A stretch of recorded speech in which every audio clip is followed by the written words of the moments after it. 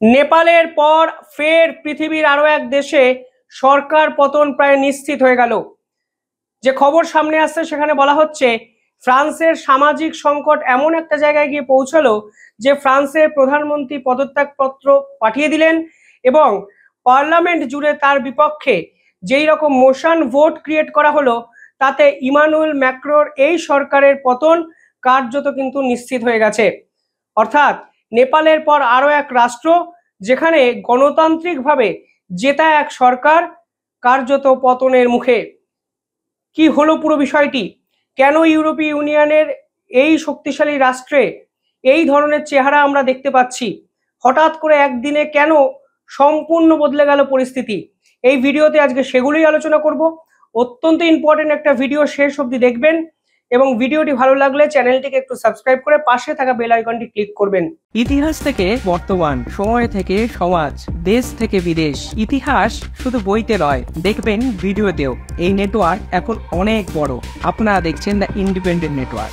পদত্যাগ করলেন ফ্রান্সের প্রধানমন্ত্রী। দেখুন, ফ্রান্সের যদি স্ট্রাকচারটা দেখেন তাহলে দেখবেন আমেরিকা এবং ভারতের থেকে ফ্রান্সের পার্লামেন্টের স্ট্রাকচারটা কিন্তু একটু আলাদা। আমেরিকা সরকার কিন্তু প্রেসিডেন্সিয়াল স্ট্রাকচারে বিশ্বাস করেন, অর্থাৎ আমেরিকার প্রধানমন্ত্রী এবং প্রেসিডেন্ট তারা কিন্তু একই ব্যক্তি, যেটা ডোনাল্ড ট্রাম্প। ভারতের যে স্ট্রাকচার তাকে বলা হয় পার্লামেন্টেরিয়ান স্ট্রাকচার, যেখানে সর্বোচ্চ ক্ষমতা প্রধানমন্ত্রীর হাতে। প্রধানমন্ত্রীর মাথার উপরে রাষ্ট্রপতি আছেন, কিন্তু আপাতত প্রধানমন্ত্রী নির্বাচন হয় ভোটের মাধ্যমে, ভোটাধিকারের মাধ্যমে। ফলে এই পার্লামেন্ট স্ট্রাকচারে কিন্তু ভারতবর্ষ চলে। আর ফ্রান্সের স্ট্রাকচারটা হলো প্রেসিডেন্সিয়াল এবং পার্লামেন্টেরিয়ান, এই দুটো স্ট্রাকচারের মিশ্রণ। ফ্রান্সের প্রেসিডেন্ট আপনারা জানেন ইমানুয়েল ম্যাক্রো। এই প্রেসিডেন্ট কিন্তু স্পন্সর করে প্রধানমন্ত্রীকে, অর্থাৎ প্রধানমন্ত্রীর হাতে কিন্তু সর্বোচ্চ ক্ষমতা থাকে না। এই যে মানে ফ্রান্সের পার্লামেন্ট, সেখানে ভোটাধিকারের মাধ্যমে সিদ্ধান্ত হয় কে হবেন দেশটার প্রধানমন্ত্রী, এবং যিনি প্রেসিডেন্ট হন তার হাতেই ক্ষমতা থাকে, কারণ তিনি সর্বোচ্চ ভোট পান এবং পার্লামেন্টে তাদের পার্টির প্রতিনিধি বেশি থাকে। ফলে প্রধানমন্ত্রী কিন্তু এই রকম ভোটাধিকারের মাধ্যমে হয়, অর্থাৎ ধরেই নেওয়া যায় শাসক দলে যারা থাকেন তাদেরই কোনো ব্যক্তি ফ্রান্সের প্রধানমন্ত্রী হন। ফলে এই পুরো বিষয়টি কিন্তু ফ্রান্সে অত্যন্ত জনপ্রিয় একটি মাধ্যম এবং সেভাবেই ফ্রান্সে কিন্তু প্রধানমন্ত্রী নির্বাচিত হয়েছিলেন। এবার এই মুহূর্তে ফ্রান্সের প্রধানমন্ত্রী ছিলেন ফ্রান্সিস বেয়রন। এই ফ্রান্সিস বেয়রন ফ্রান্সের কিছু উল্লেখযোগ্য সংস্কার করতে চেয়েছিলেন। এই মুহূর্তে ফ্রান্সের অর্থনৈতিক অবস্থা অত্যন্ত খারাপ জায়গায় চলে যায়। ফ্রান্সের যে ব্যবসা বাণিজ্য, বাজেট, বিভিন্ন ক্ষেত্রে ঘাটতি দেখা যায়। তো এই প্রধানমন্ত্রী চেয়েছিলেন সমাজের বিভিন্ন ধরনের রুলকে পরিবর্তন করতে।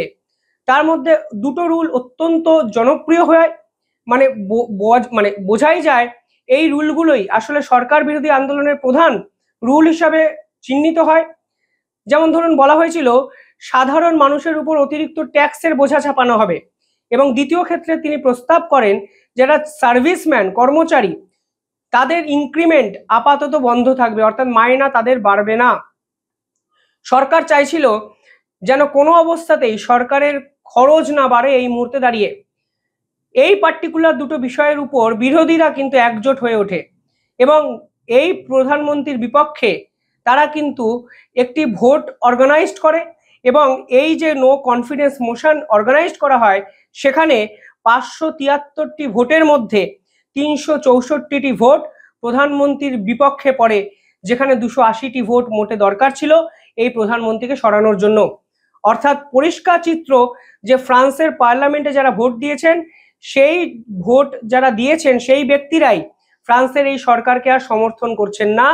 ফলে ইমানুয়েল ম্যাক্রো সরকারের পতন কার্যত সময়ের অপেক্ষা, তা কিন্তু পরিষ্কার হয়ে যায়।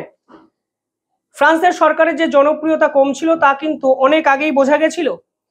আগের বছর ইউরোপীয় ইউনিয়নের একটি ইলেকশন হয়। আপনারা জানেন ইউরোপের ইউনিয়নে 27টি দেশ আছে, তারা কিন্তু নিজেদের মধ্যে একটি ইউরোপিয়ান কমিশন তৈরি করে, এবং ইউরোপীয় কমিশনের যে ফ্রান্সের সিট আছে সেখানে কিন্তু সকলকে চমকে দেয় এক নারী। সেই নারীর নাম মারিন লা পেন।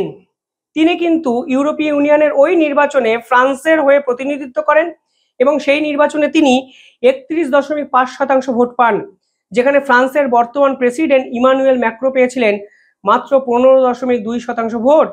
অর্থাৎ এই প্রেসিডেন্ট, এই শাসক দল, এই প্রধানমন্ত্রীর বিপক্ষে শক্তিশালী জোট তৈরি হচ্ছিল, তা কিন্তু অনেক আগেই বোঝা যাচ্ছিল। এবার মারিন দ্য পেন, যাকে নিয়ে এত আলোচনা, তার যদি রাজনৈতিক স্ট্রাকচারটা আপনারা বিশ্লেষণ করেন তাহলে দেখবেন ইনি কিন্তু ইমানুয়েল ম্যাক্রোর সম্পূর্ণ বিপরীত। ইনি কিন্তু সরাসরি রাইট উইং পলিটিক্সে বিশ্বাস করেন এবং এই মুহূর্তে তার একটাই দাবি, ফ্রান্সকে ইউরোপীয় ইউনিয়নের বাইরে বের করতে হবে। তিনি দ্য নিউ নাজি পার্টির প্রবক্তা এবং এই মুহূর্তে তিনি রাশিয়ান মডেলকে ফলো করে চলেন। অর্থাৎ বর্তমানে মারিন লা পেন এই ব্যক্তি যদি ফ্রান্সের প্রেসিডেন্ট হন তাহলে কিন্তু ফ্রান্সের পলিটিক্যাল সিনারিও সম্পূর্ণ বদলে যেতে পারে। কিন্তু ইন্টারেস্টিং ফ্যাক্ট হলো, বারবার আমরা পৃথিবী জুড়ে এই ধরনের সরকার পতন কেন দেখতে পাচ্ছি? এই পার্টিকুলার প্রশ্নের উত্তর কিন্তু এই মুহূর্তে খোঁজা প্রয়োজন আছে বলে আমার মনে হয়।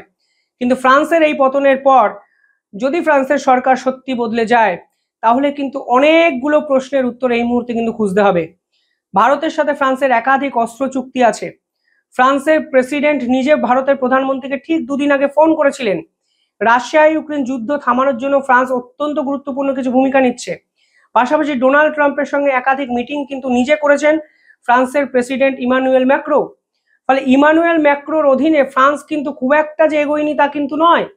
কিন্তু হঠাৎ করে সরকার বিরোধী একটা আন্দোলনের জন্ম হলো ফ্রান্সে এবং সেখানে ইমানুয়েল ম্যাক্রোর এই সরকার কার্যত পতনের মুখে পৌঁছে গেল, যা কিন্তু বর্তমান সময়ের সব থেকে বড় বিস্ময়।